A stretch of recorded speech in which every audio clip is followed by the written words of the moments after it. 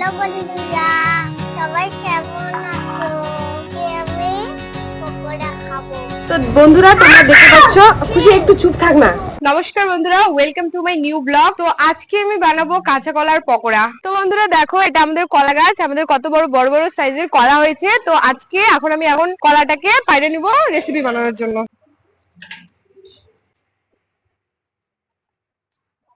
তো বন্ধুরা দেখো, আমি কলা একদম কেটে নিয়ে এসেছি, এক তীর কলা। তো এটার আমরা এখন সবজি খাবো, রেসিপি খাবো, পকোড়া খাবো। তো আজকে আমি তোমাদের দেখাবো আমি কি রেসিপি রান্না করতেছি। তো প্রথমে উনানটাকে আমি একটু জ্বালিয়ে নিব।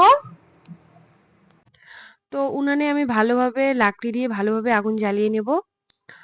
তো এরপর আমি জলটা গরম হবে, সেজন্য আমি দিয়ে দেবো পরিমাণ মতো জল। তো যতক্ষণে আমার জল গরম হচ্ছে ততক্ষণে আমি আমার বাকি জিনিসগুলো রেডি করে নেব। তো বন্ধুরা দেখো, কলাটা কত একদম বড় বড় সাইজের, একদম ফ্রেশ টাটকা, আজকেই গাছ থেকে পাড়িয়েছি আমি। তো এখন আমি কলাগুলোকে কেটে নিব। তো আমি বেশি কলা নেব না, আমি 5টার মতো কলা কেটে নিব এবং বাকি কলাগুলো রেখে দিব। তো বন্ধুরা আমি বেশি কলা নেব না, আমি মোটামুটি 5টার মতো কলা নেব। আর বাকি যেসব কলা রয়েছে সেগুলো আমি রেখে দিব। তো এখন কলাগুলোকে আমি ছুলে নিব। কলার যে মেন প্রোটিন থাকে সেটা কিন্তু কলার চোষার মধ্যেই থাকে। তো আমরা অনেকে কাঁচা কলার সবজি রান্না করে খাই, বাট এটা আজকে আমি ইউনিক ধরনের কলার পকোড়া রান্না করে খাবো। তো আমার সব কলা কেটে নেওয়া হয়েছে, সামনেটা আর পেছনেরটাই কাটবো, আর কোনো অংশ কাটবো না, কারণ এটা সেদ্ধ হলে আমরা এটা চষে নেবো। তো এখন আমি কলাটাকে গরম জলে দিয়ে দেবো। তো এখন কলাগুলোকে আমি দিয়ে দেবো গরম জলের মধ্যে, আর এটাকে আমি 20 মিনিটের মতো সেদ্ধ করে নেব। আপনারা চাইলে বেশিক্ষণও রাখতে পারেন। তো এখন আমি যেহেতু হাতে প্রচুর কলার আঠা লাগছে, তো আমি হাতটা ধুয়ে নেব। তো আমার গাছগুলো অনেকদিন ধরে জলও পায়নি, এই পাশে এই গাছগুলোর জল দেওয়াও হয়ে যাচ্ছে, এই পাশে আমার কলা সেদ্ধও হচ্ছে। কলাটা ভালোভাবে সেদ্ধ করতে লাগবে। ওই পাশে কলা সেদ্ধ হোক, এই পাশে আমি পেঁয়াজ রসুন লঙ্কা যেটা লাগবে আমার সেটা আমি কেটে নিব। নন্দী এই যে নাও ঠান্ডা খাও। ও থ্যাংক ইউ। লাস্সি লস্যি খুশিকে একটু তো খাবে নাকি? খুবই ঠান্ডা, খাবে না এই লাস্সি। Thank you. এটা হচ্ছে লাস্সি। তো দেখতেই পাচ্ছ আজকাল খুবই গরম, তো আপনারাও এরকম ভাবে লস্যি বানিয়ে খাবেন। এটা লস্যি, এটা খুবই ভালো। জুস টুস খাবেন না, সবসময় ন্যাচারাল বাড়ির খাবার খাওয়ার চেষ্টা করবেন। তো খুবই ঠান্ডা, পেট ঠান্ডা করে, আর এটা শরীরের জন্য খুবই ভালো। তো কাঁচা কলার পকোড়ার জন্য সেরকম কোনো কিছু মশলা বা জিনিসপত্র প্রয়োজন হয় না, শুধু একটা পেঁয়াজ নিয়েছি, একটা রসুন নিয়েছি, আর 2-3টের মতো লঙ্কা নিয়েছি। এই সামান্য পরিমাণ জিনিস দিয়েই হয়ে যাবে। দেখো বন্ধুরা, কলা আমার সিদ্ধ হয়ে গেছে। তো কলাটা এখন আমি নামিয়ে নেব আর খোসাগুলোকে ছিলবো। তো আমরা তো অনেক সময় কাঁচা কলার অনেক রকমের রান্না করে, কাঁচা কলার তরকারি সবজি রান্না করে খাই। তো আজকে আমি একটু ভাবলাম যে কাঁচা কলার সবজি না খেয়ে কাঁচা কলার পকোড়া রান্না করে খাই, তো দেখি কিরকম টেস্টি হয়। তো বন্ধুরা কলাটা সেদ্ধ হয়ে গেছে, তো এখন আমি এটাকে নামিয়ে নেব।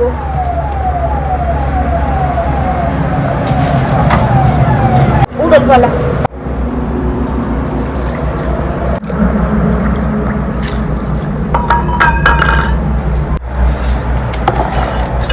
দেখতে পাচ্ছ কলাটা আমার খুব খুব ভালোভাবে সেদ্ধ হয়ে গেছে। তো এখন আমি খোসাটাকে এরকম ভাবে ছুলিয়ে নেব। খুবই গরম কলাটা, কলাটা দেখতেও খুব সুন্দর হয়েছে।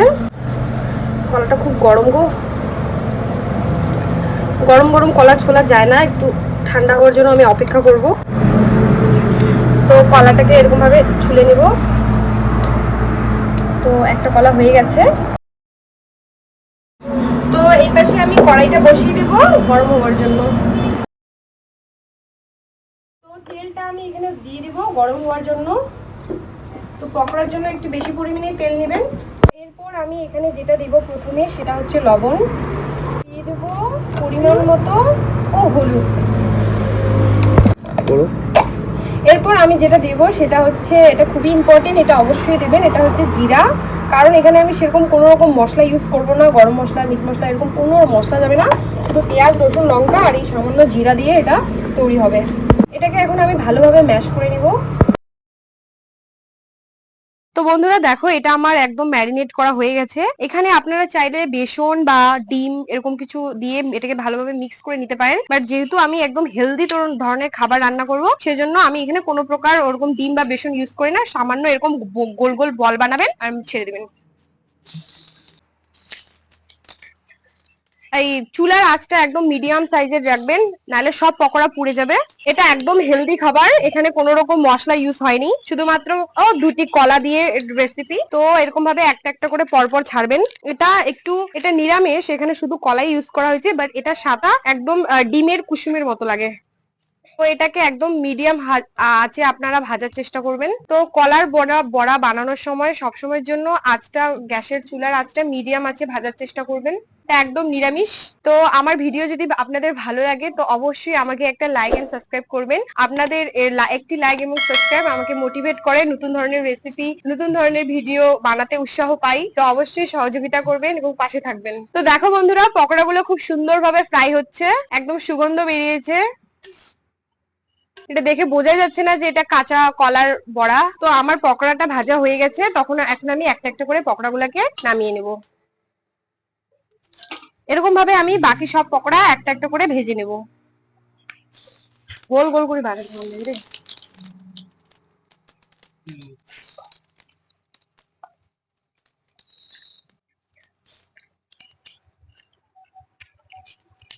বন্ধুরা, বড়াগুলো আমি সব বড়া দিয়ে দিয়েছি। এরকম ভাবে একটু বড় বড় সাইজের বড়া দিয়েছি, দেখতেও খুব সুন্দর বড় বড় হয়েছে, দেখতে খুবই প্রিটি।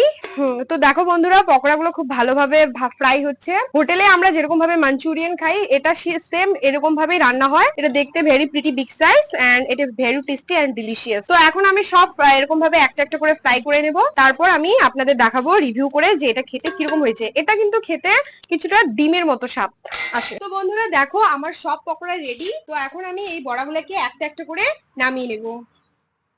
একদম খুবই সুন্দর সুগন্ধ ছাড়িয়েছে, আর এটা দেখতেও খুবই খুবই সুন্দর হয়েছে। এটা খেয়ে দেখবো এখন আমরা কিরকম টেস্টি হয়েছে। আপনারা যারা যারা পকোড়া খেতে একদম পছন্দ করেন না, তারা শুধু একবার এরকম ভাবে রান্না করে দেখবেন। যারা যারা পকোড়া মুখেই দিতে চান না, তারা একবার খেলে একদম এর প্রতি আসক্ত হয়ে যাবেন। আমি আপনাদের বলবো, যারা যারা একদম পকোড়া খেতে ভালোবাসেন না, তারা এরকম ভাবে একবার একদিন রান্না করে খেয়ে দেখবেন। প্রথমে এগুলো খাও। আই দাঁড়া, আমি দেখাচ্ছি।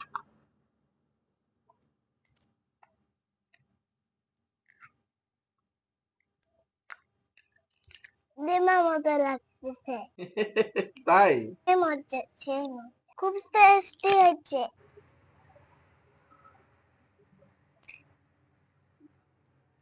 টেস্টি। বন্ধুরা, কে কে খাবার চলে আছো আমাদের বাড়িতে? আছো কে কে পকোড়া আর খাবা আমাদের বাড়িতে চলে আছো। Bye bye.